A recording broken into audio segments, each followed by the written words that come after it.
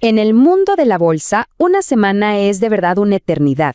Si la semana pasada el gran tema era la Reserva Federal, para esta semana del 23 de marzo, digamos que ese guión se fue a la basura. El foco se desvió por completo hacia un factor mucho, pero mucho más impredecible. A ver, después de que la Fed decidió mantener los tipos de interés, el mercado tuvo como un respiro, un suspiro de alivio. Pero esa calma se evaporó casi al instante. Ya no estamos hablando de política monetaria. Ahora la conversación es sobre la tensión geopolítica, un catalizador que es muchísimo más volátil y francamente difícil de anticipar. Y esa tensión tiene un nombre y apellido: petróleo. El conflicto en Oriente Medio y cómo impacta directamente en los precios de la energía es la historia que va a definir cada movimiento del mercado esta semana. Es, sin lugar a dudas, el riesgo número uno que todos tienen en el radar. El epicentro de todo esto es un ultimátum de 48 horas sobre el estrecho de Hormuz. ¿Y por qué es tan importante? Sencillo, por esa pequeña franja de agua pasa una parte gigantesca del suministro mundial de petróleo. Cualquier problema ahí, por mínimo que parezca, tiene consecuencias globales e inmediatas. Entonces, el mercado se encuentra literalmente en una encrucijada, con dos caminos totalmente opuestos. Por un lado, si el conflicto escala, ¿qué pasa? Cierre del estrecho, precios del crudo a las nubes y un aumento del riesgo global. Por el otro lado, si la tensión disminuye, podríamos ver un regreso rapidísimo de la confianza y lo que se conoce como un rebote técnico, o sea, una recuperación de precios impulsada por puro optimismo. Miren, esta idea lo resume perfectamente. Cuando el petróleo Brent llega a estos niveles, no es solo un número en una pantalla, es como un impuesto invisible que todos terminamos pagando, desde la gasolina que usamos hasta la comida que compramos. Golpea directo al bolsillo y al mismo tiempo le echa más leña al fuego de la inflación. Ahora pasemos a ver cómo este shock energético se refleja en la economía real. Los datos económicos de esta semana no son solo rutina.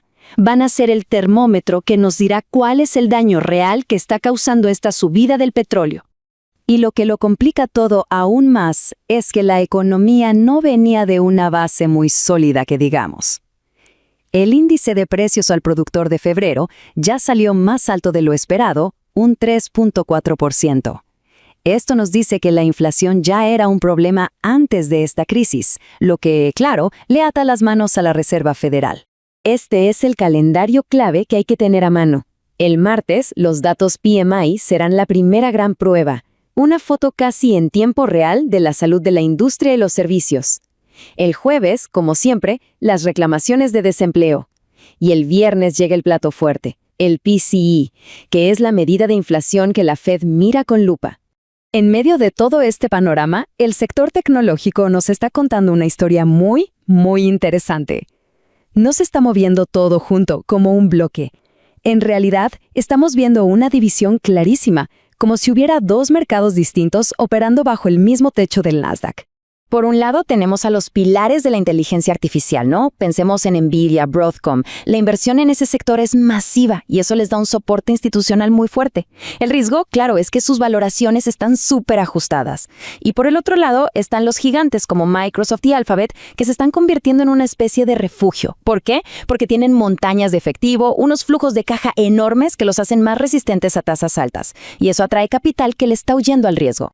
Y para que tengamos una idea de lo que significan esas valoraciones, pensemos en esta cifra. La capitalización de mercado de Nvidia, $4.38 billones.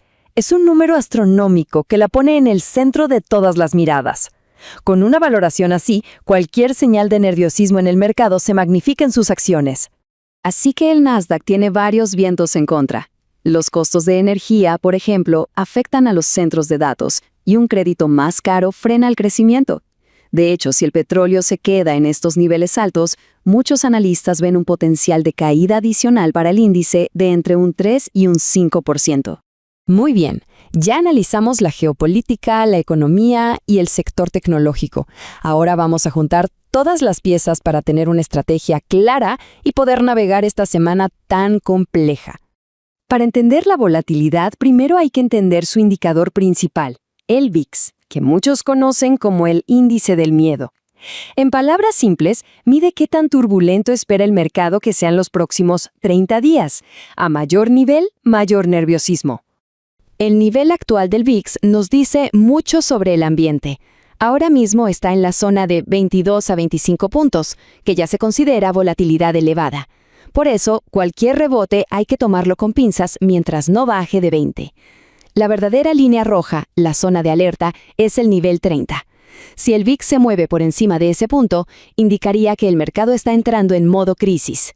Entonces, en resumen, la semana se reduce a estar atentos a 3 factores clave, y en este orden de importancia. Primero, las noticias sobre el conflicto en Oriente Medio. Segundo, la trayectoria del precio del petróleo.